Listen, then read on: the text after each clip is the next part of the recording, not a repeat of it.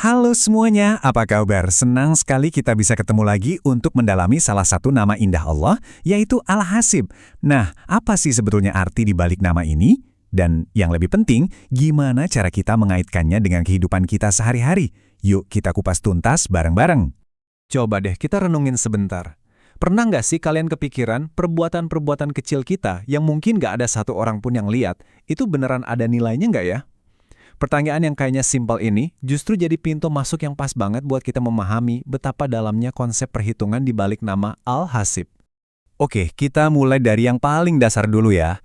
Sebelum kita bisa ngomongin relevansinya, kita harus kenalan dulu. Apa sih sebetulnya makna dari Al-Hasib itu sendiri? Jadi, Al-Hasib ini adalah nama ke-41 dalam Asmaul Husna. Secara harfiah, artinya itu dia yang maha menghitung, sekaligus juga sang pembuat perhitungan, dan, nah ini dia, maha mencukupi. Nama ini tuh akarnya dari bahasa Arab ha, sin, dan ba, yang artinya bisa menghitung, tapi juga bisa berarti mencukupkan. Keren ya, jadi ada dua gagasan super kuat dalam satu kata aja. Dasarnya dari mana? Tentu dari Al-Quran. Ayat di surat An-Nisa ini, walaupun singkat, tapi pesannya kuat banget. Ini menegaskan salah satu makna utamanya, bahwa Allah itu adalah pencatat dan penilai yang paling adil, dan yang paling cukup. Nggak perlu yang lain lagi. Nah, dari sini makin menarik nih. Satu nama ini ternyata punya dua makna inti yang luar biasa dalam dan saling melengkapi satu sama lain. Mari kita lihat. Jadi, intinya tuh gini. Di satu sisi, Al-Hasib itu sang maha menghitung.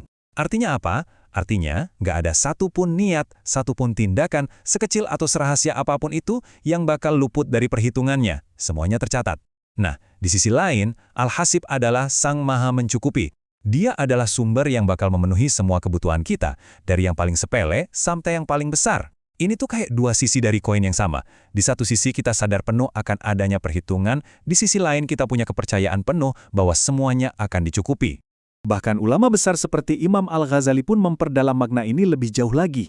Beliau secara khusus menyoroti aspek kecukupan ini.